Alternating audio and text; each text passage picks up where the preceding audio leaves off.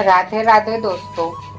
अक्सर हम सबको लगता है कि जो घटनाएं घटित हो रही है वह नहीं होगी, क्योंकि कई लोग मुझे कमेंट में कह रहे हैं कि मैं भ्रम पैदा कर रही हूँ। अगर मेरे न बताने से कोई घटना अगर घटित नहीं होती तो मैं बताना बंद कर देती हूँ। अगर मेरे कहने मात्र से सब हो रहा है, मैं भ्रम पैदा नहीं कर रही हूँ। और ये कुछ लोगों को ही समझ में आएगा, हर किसी को समझ में नहीं आ सकता, क्योंकि जो संत अच्युतानंद दास जी थे वह 5 सखाओं में से एक थे और वह 5 सखा श्री हरि के मित्र थे, जो हर जन्म में उनके साथ आते हैं पृथ्वी पर और लीला करते हैं। तो समझना मुझे नहीं है, समझना उन लोगों को है जिन्हें लगता है कि यह सारी घटनाएं जो घटित हो रही है केवल हम लोगों के बीच में भ्रम की स्थिति पैदा कर रहे हैं, अकारण ही लोगों को डरा रहे हैं। लेकिन ऐसा कुछ भी नहीं है, अकारण कोई चीजें नहीं बताई जा रही है, क्योंकि इस समय परिस्थिति इतनी खराब चल रही है।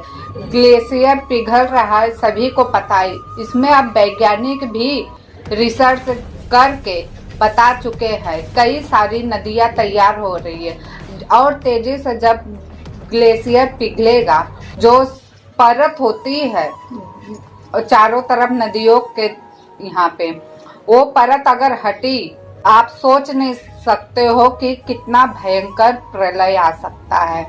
ये मैं नहीं कह रही, ये वैज्ञानिक ने रिसर्च किया है। उन लोगों पर तो कोई सवाल नहीं उठाता। वैज्ञानिक जो चीजें बता रहे हैं, आखिर उन्हें भी तो ग्रंथों के माध्यम से ही सारी जानकारी पता लगती है, फिर उसके बाद वह रिसर्च करते हैं और बताने की कोशिश करते हैं। तो अगर कोई अच्छी बातें बता रहा है तो उसे हमेशा गलत क्यों कहा जाता है? अगर मैं किसी को अच्छी चीजें बता रही हूँ, सच्चाई बता रही हूँ, क्या मैं गलत हूँ? ठीक है, कोई बात नहीं। जब लोग भगवान को नहीं छोड़ते, मैं तो एक इंसान हूँ, आज भी भगवान पे लोग विश्वास नहीं करते हैं। चाहे जितना भी किसी के लिए साक्षात आके भी करके जाएंगे ना, फिर भी उन्हें विश्वास नहीं होगा। उन्हें लगेगा कि ये कुछ नहीं है, ऐसे ही बस चमत्कार दिखाने वाला भगवान नहीं होता, क्योंकि युगों युगों तक यही भ्रम की स्थिति लोगों के मन में उठती आई है।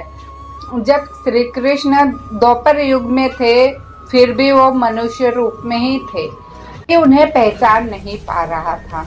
लेकिन जो भक्ति मार्ग और प्रेम के भक्त थे, वही उन्हें जान पा रहे थे कि वो ईश्वर है और वो ईश्वर से प्रेम करते हैं।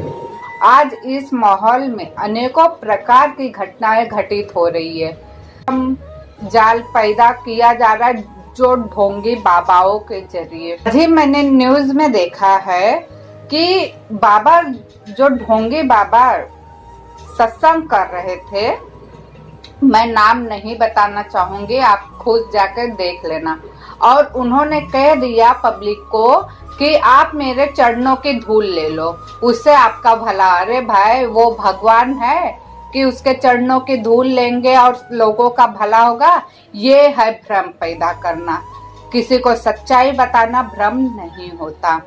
आज कितने सारे लोग मारे गए हैं, उसमें ज्यादा करके महिलाएं हैं, क्योंकि जो होती हैं बहुत जल्दी लोगों पर विश्वास कर लेती है और चरणों की धूल पाने के कारण भगदड़ मची और बहुत सारी दुनिया से चले गए। क्योंकि जब खुद में भ्रम पैदा कर लेता कि वो स्वयं भगवान है, लोगों को स्वयं समझना चाहिए कि वो बोलते क्या हैं, बट कोई समझता ही नहीं है। मेरा बस एक ही उद्देश्य है, अगर इस धरती पर पंच तत्व है तो भक्ति क्यों नहीं है? और जब पंच तत्व है तो भक्ति भी होगी। और इसी उद्देश्य से मैं यह वीडियो हमेशा बता रही हूँ कि लोग भक्ति के मार्गों को स्वीकार करें, क्योंकि मैं जानती हूँ इसमें जितने लोग भी वीडियो देखते हैं उसमें से बस कोई एक ही भक्ति मार्ग को स्वीकार कर सकता है। हर किसी के बस की बात नहीं है भक्ति करना। भक्ति में सब कुछ छोड़ना पड़ता, अनेकों परीक्षाएं देनी पड़ती है। तो हमारे सामने जब कल्कि जी सामान्य अवस्था में आएंगे, क्या हम पहचान पाएंगे? नहीं पहचान सकते। भी पहचान सकते जब हमारे में भक्ति होगी, ईश्वर को अनुभव करने की कि हाँ वो ईश्वर है।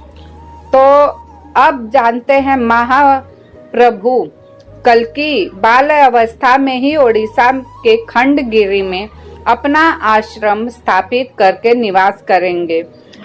देखने में बस एक साधारण बालक की भांति नर शरीर में स्वयं परम ब्रह्म नारायण होंगे, महाविष्णु होंगे। खंडगिरी में रहते हुए ही मनुष्य के गर्व दंभ अहंकार के साथ ही उनके द्वारा स्वयं की निंदा आलोचना भी देखने और सुनने होंगे और अनेकों पापों के घोड़े भरने की प्रतीक्षा करेंगे। जैसे ही लोगों का पाप चरम सीमा पर होगा तब श्री हरि कल्कि के रूप में लोगों का संहार करेंगे। जिसे मानना हो या माने, जिसे ना मानना हो ना माने। मैं सच्चाई और अच्छाई के राह पर चल रही हूँ। मुझे मेरे ईश्वर प्रभु नारायण पर से विश्वास है। बस मैं इतना जानती हूँ। बाकी जिसको जो समझना है वो समझे। अगर आपको मेरा ये वीडियो अच्छी लग रही है तो आप जरूर देखिए, नहीं लग रही तो आप चले जाइए, क्योंकि सच्चाई हमेशा कड़वा होता है। सच्चाई से मुख मोड़ने से कोई लाभ नहीं, क्योंकि हम अपने अंदर खुद कई प्रकार के भ्रम को लेकर जी रहे हैं।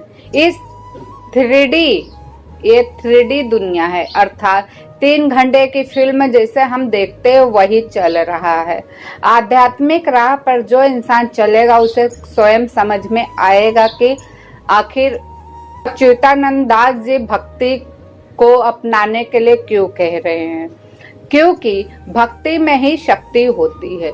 जो कार्य हम साधारण रहकर नहीं कर सकते वो भक्ति के माध्यम से कर सकते हैं, कि हरि के दर्शन भी कर सकते हैं।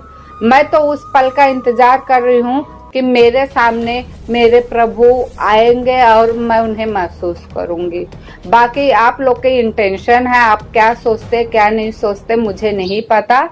बस मेरा मानना एक ही है, जो कुछ ये दुनिया में घटित हो रही है वो श्री नारायण के ही इच्छा से हो रही है और उनके ही इच्छा से सारी चीजें होंगी। हर जगह मृत्यु का तांडव चल रहा है। केदारनाथ में 2 दिन पहले ही बर्फ बहुत तेजी से गिरने लगा, लोगों की धड़कनें रुक चुकी थी कि अब क्या होगा।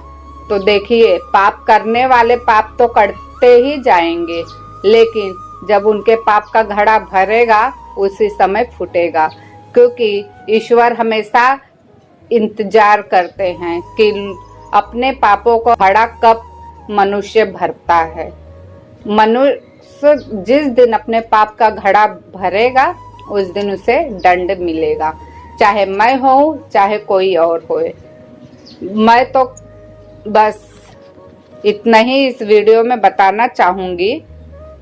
बाकी आप लोगों को जो भी अच्छा लगे आप स्वयं विचार कीजिए।